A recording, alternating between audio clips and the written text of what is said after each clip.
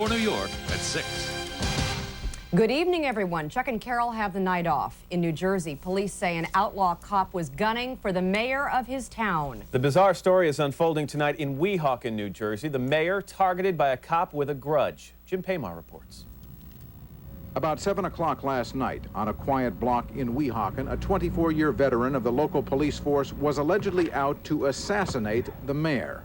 Lieutenant John Trainer, apparently angered over a pension dispute, came to this WEEHAWKEN neighborhood looking for Mayor Richard Turner. The mayor lives back there in that house. Trainer apparently went to the wrong house, 2 doors down. I don't look like the mayor. The mayor's a lot younger and better looking than me.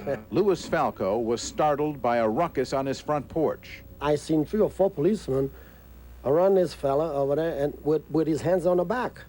And that was it. After that, they took him away. Today, at the WEEHAWKEN Municipal Building, Mayor Richard Turner described last night's unsettling events. Obviously, we had no idea what was going on. My wife was home with our 2 children at the time, and then we heard the commotion a few doors down, and we went out on the porch, and the police were in the process of subduing the lieutenant. Lieutenant Trainer, who was off duty but armed, had apparently been drinking. He called police, asking for the mayor's address. Squad cars were sent to the scene as a precaution. You think that he was actually out to kill you? The police at the time were convinced that he was serious in his intention. Whether or not the lieutenant would have carried that out, I have no idea. Lieutenant Trainer was arrested and booked on a variety of charges. He's also been suspended from the police force. Tonight, he is under observation at the Holy Name Psychiatric Hospital in Teaneck. Jim PAYMAR, News 4 New York. One man is dead and a retired corrections officer wounded after a wild shootout in a Jamaica clothing store. Police say about 8 people tried to hold up the Montego Bay store this afternoon. The officer, working as a security guard, pulled a gun to stop the robbery. One of the robbers was killed, 3 were arrested, and the others escaped. The officer is in stable condition tonight. A team of thieves wearing ski masks robbed a Midtown jewelry manufacturing plant of gold this afternoon, $3 to $4 million worth of gold. The security system at the West 48th Street building clearly captured the thieves' faces. So far, though, they are still on the loose. Give us your guns and we'll give you the gas. That's the latest enticement to get guns off the street. A novel approach so far that includes toys, sneakers, and mattresses. News 4's Michael Hill has more. These $5,000 are a gift from our mayor to the city of New York. For life, for hope, for all the good things this city needs. This is the kind of creativity, the kind of spirit that New York City has, and we need more of. Toys for Guns is now Goods for Guns because donors include mattress makers, sneaker makers, and just average money makers. Police told News 4 a majority of the first 300 guns exchanged for toys was worth more than $100 each. New Yorkers are great people. New Yorkers are the best. The campaign has the broad support of communities, cops, and corporations. The latest company to join the effort will exchange petroleum for pistols. Gaseteria has donated $10,000 in vouchers. Gun exchangers get $100 worth of gas. They have over 70 locations in the city, and a lot of their locations are in some of the deepest, darkest pockets of crime. Critics have said the 800 guns exchanged so far is just a fraction of the illegal firearms still out there. But a retired New York police captain says it is a big deal. And the message has to get out to the people who control the distribution and manufacture of these guns. And that message should be that there are a significant amount of guns out there that people have no legitimate use for and that they simply don't want. Mateo joked the exchange program is so successful, bigger guns may be his next target. Hopefully we'll be able to buy nuclear weapons in exchange for what they need at some point, you know. God knows what. Michael Hill, News 4, New York. And what next? Food for guns. On Monday, the city of Paterson, New Jersey will offer a $100 food voucher for every gun turned in. Matt? Earlier this month, we told you about the controversy in one New Jersey town after atheists insisted on their own holiday display. Well, we have now learned their banner was stolen last Thursday. It had been put on the front lawn of the Wyckoff City Hall alongside the Christian nativity scene and a Jewish menorah. The atheist group says the banner was stolen because it did not represent a religion. Well, if we were a religion, that sign would never have been stolen in the first place. It depends on what the law says. What do the civil rights statutes say? If the statutes say that you cannot discriminate on the basis of religion, then the law has to be changed because it doesn't apply to us. Well, the Bergen County prosecutor disagrees. He calls the theft a hate crime against religion. He says a non-belief in religion is also considered a religion. A fright today for some drivers and toll collectors on the New Jersey Turnpike after a chemical release from a nearby refinery. It happened around exit 13 near the Goethals Bridge and Interstate 278. The nearby Bayway refinery had released the chemical naphtha into the air. Although declared not dangerous, there was an oily substance in the air. Cleanup crews swept the area clean and drivers couldn't get on or off the turnpike near exit 13 for about 4 hours. If you ride the rails, Metro North has a New Year's reminder. Tomorrow brings a fare hike for people who use the New Haven line. Your ticket will go up an average of 5%. Well, Mary, the fares may be going up, but the big ball, of course, is ready to come down as crowds gather for the traditional New Year's Eve party that'll take place tonight in Times Square. Our Lou Young is in the thick of it, as he always is, right now in Times Square. Lou, what's up? Well, the people are starting to gather. They expect by midnight tonight there will be 200,000 people to watch this thing happen. 200 million people watching it on TV. People from all over the world wanting a piece of the action. Most regular New Yorkers have already fled Times Square before the advance guard of an occupying army of out-of-town partiers, some of whom may not make it to midnight. Are you going to be ambulatory by midnight? Sure, no problem. You sure? Yeah, definitely. You got a long stretch to go here. It's cold in here. You got to like drink a little something. The police barricades are not yet in place, but a lot of the store window plywood is up, and the party hat and noisemaker merchants are setting up for the early business. Items valuable tonight, but worthless tomorrow morning. What are the prices? Yes, New York. The prices on hats are $2 each. We have 3 for $5. It's the best deal in New York City. It's right here at the table. Paying customers are already arriving. You ready for a big crowd scene? You got it. Been ready for this. Can't wait. You ever experienced a huge crowd like this? Never. So it's gonna be fun. Have you ever been in a crowd of 250,000 people before? No, I've been to the 4th of July in Chicago, but this is nothing compared to here. You gotta be careful. It might not be all that much fun depending on how it goes. It'll be fun. We'll make it fun. We will make it fun. Wallets, everything's gone. We're just here to have a good time. Actually, they have a pretty good technique for controlling the huge crowd. They put the folks in pens of about 400 or so that the crowd, the people can't surge into one another. They come in by the side streets. They're kept out of the center, and they leave by the same side streets they arrived in. It is very orderly, has been orderly in recent years. Last year, there wasn't a single arrest. We're live in Times Square. Lou Young, News 4 New York. Back to the studio. Lou, you sticking around there tonight? Yeah. Yeah? I think I'd rather see it on TV. Yeah, cool. Okay, good, Lou. Thanks. All right, later on we'll tell you about some other first night celebrations on Long Island and New Jersey. Also, Mayor Dinkins makes a couple very happy before he leaves office. We'll take you to the wedding he presided over today. Plus, Disney comes to Times Square, why you may soon be able to see your favorite show live on stage. And the very best of the year in sports, John Frankel looks back at the highlights of 1993. Stay tuned. Street may soon brighten once again to the sound of music, Walt Disney's music. A deal in the works to revitalize Times Square includes a plan to reopen the 90-year-old New Amsterdam Theater for stage shows of Walt Disney musicals, such as the popular Beauty and the Beast.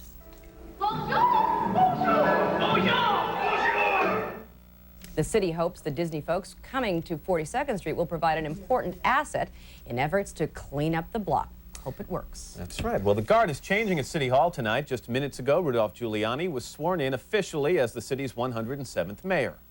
I, Rudolph William Giuliani, do solemnly swear. I, Rudolph William Giuliani, do solemnly swear that I will support. Giuliani takes office at midnight after winning the job in an election that was decided by fewer than 50,000 votes. Now, many of you may remember that Giuliani was also sworn in earlier this week, and be aware there's another swearing in on Sunday. Gabe Pressman is here to explain all of this. Gabe, what's going on? Well, it's a little complicated, but the law says that the oath of office can be administered by a judge of the Court of Appeals. I read the law today. The Attorney General or any officer in whose office the oath is required to be filed.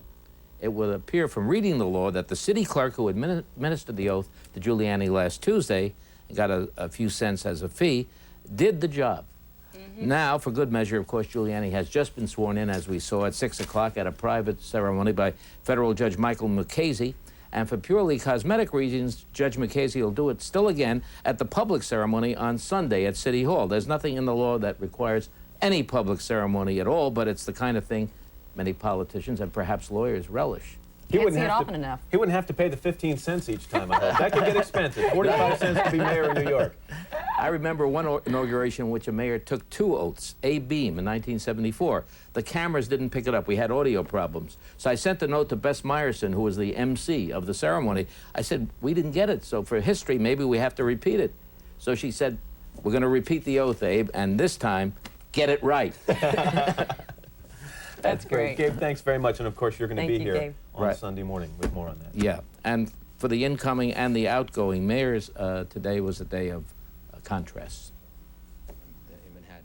Howard is a very, very distinguished lawyer, a superb investigator, a person of unquestioned judgment and integrity. With obvious pride, Rudolph Giuliani appointed a key member of his administration, Howard Wilson, who was chief of the criminal division when Giuliani was U.S. attorney. Wilson to be commissioner of investigation.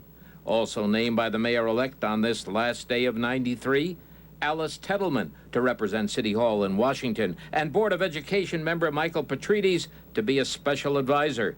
Wilson will hold a highly sensitive position as investigation commissioner, his assignment to root out corruption within the government. Some people have called the investigation commissioner the commissioner of whitewash. This mayor and the city are determined to root out corruption where it exists, to prevent fraud where it can be found. A more solemn mood at City Hall, while the outside was festooned with banners for the inaugural ceremony Sunday.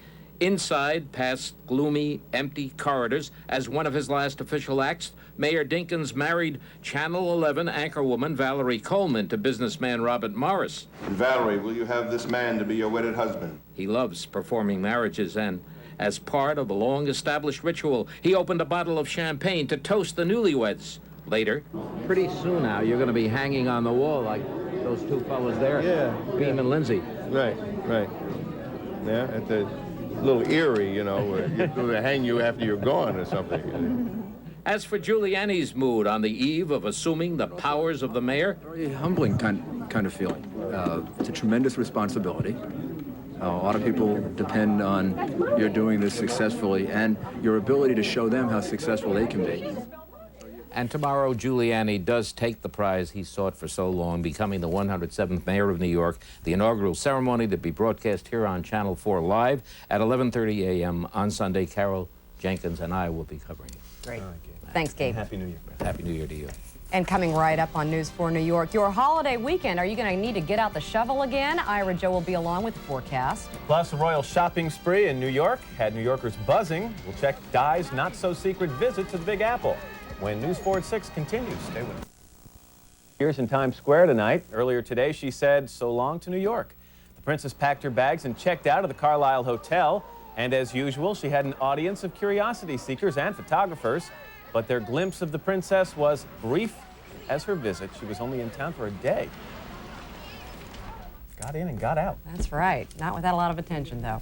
Ira. Yes, Mary. Time for that forecast. Bingo. Shovels? Well, Are we maybe gonna get for some the more snow? confetti. We're definitely going to get some more snow. Tonight, tomorrow, I don't think so. Understand, though, it's really going to come down in Tibet, but we don't have time for that. So we'll just talk about the greater New York area, okay? And boy, is it great tonight. Our temperature unchanged from an hour ago. How boring. And, of course, we are looking right now at that huge ball that will descend later on and usher in 1994. 31 degrees and cloudy. High pressure in control of our weather right now. Our satellite picture will reflect that very fact. There it is, a center down here. We have some clouds that are pushing into our area. Cold fronts are going to move through tomorrow night. Could scatter some rain at the coast or snow, inland. Okay, temperature 31. Other vital statistics, southwest wind 8 miles an hour. Relative humidity is 47%. That barometer has now risen and continues to do so. It's at 30.30 inches. 33, our high temperature today, and our overnight low, 17 degrees. And at 6 o'clock, we have temperatures that are still in the 20s and 30s around our area, and the sky varies from cloudy to off to the south, partly cloudy, or in some places even clear. Tonight, the sky will wind up partly cloudy. Temperatures will tumble back into the 20s. We'll have the west wind at 5 to 10 miles an hour, but by morning it will be fully southwest at a brisk 10 to 20 miles an hour, and temperatures in the morning will be in the 20s. And during the day, the southwest winds will persist at 10 to 20 miles an hour, and they will, you'll hear that noise. That's the sound of the southwest wind pushing the temperatures up into the 40s tomorrow. Going to be unusually mild for the first day of 1994. 5-day forecast. I'll have to get out of the way because it's 5 days and I'm about 3 days wide. We have for tomorrow a partly sunny start to the day, a high of 41. Clouds gather in the evening when that cold front moves through, and it could scatter the mischief of rain at the coast, rain or snow mixed inland. And on Sunday, partly sunny. Look at that high temperature, 42. Gee, it's winter. Grow up. Monday, cloudy, 33, and a chance of snow. In fact, that snow could begin falling on Sunday night. Tuesday will be partly cloudy with a high right at the freezing mark, and that's 0 Celsius, 32 Fahrenheit. And I'm just trying to show off my scientific knowledge, and that's about it. And that's the forecast. Happy New Year. We'll talk again at 11 o'clock about this. Happy New Year, Ira. Happy New Year, Mary. We're going to take a break. Coming up, if you still haven't decided what to do tonight, Mary's having a party. Also, we have some other last-minute suggestions. And New Jersey police are on the lookout tonight for those who drink and drive. We'll tell you about plans to keep the roads safe when News 4 New York at 6. Party. Several New Jersey towns are planning first-night celebrations tonight. Caldwell, Maplewood, Montclair, and Morristown. Also, Red Bank, South Orange, and Summit. Free, that's for me. Alcohol free, that's for me. The benefits of an alcohol-free first night were something to rap about for a group of Freeport, Long Island school kids. The kids want to spread the word that you don't have to drink to have a good time. That looks like something you might want to try there, Matt. That rapping? Hairdo, no, the hairdo thing. Thank you. There are plenty of good reasons to party safely tonight. For one, the danger of drinking and driving. And tonight, especially, New Jersey reporter Carlos Granda says you may want to think twice before you throw caution to the wind. 141 people died last year on New Jersey highways during the holiday season, a number of those caused by drinking and driving. A similar number is expected this year, and that's where this tow truck comes in. It could save your life and others if you drink and have to get home. The AAA office in central New Jersey is offering Operation Safe Tow. All you have to do is call them. We'll dispatch a tow truck. The tow truck will take that driver, hook up his vehicle, take his vehicle home as well, up to 15 miles away, and free of charge. Best thing to keep in mind, though, is we will tow you home, but we won't tow you to another party. And as it did last year, the Port Authority Police will be looking for drunken drivers. Operation Safe Crossing will randomly check motorists going from Manhattan to New Jersey. The goal is to get any drunk driver off the road immediately. That brings a message of caution to the host of any party. They could be held liable if one of their guests is involved in an accident. If they let them leave the house knowingly intoxicated, then there's going to be some liability on the host. And for those going home late, there will be free hot beverages to any drivers on the turnpike. It's not intended, of course, for anyone who's been drinking, but for those who may be driving long distances and need to stay alert. I think sometimes just getting in the door, they feel they've saved their lives to come in. We had a lot of grateful people coming in over the years, stopping in and sitting for many long hours, sitting, have a cup of coffee and talking. If people don't heed the warnings not to drink and drive, police say they'll be ready for them. There will be extra patrols out tonight throughout the Garden State. Carlos Granda, News 4, Newark, New Jersey. And John Frank.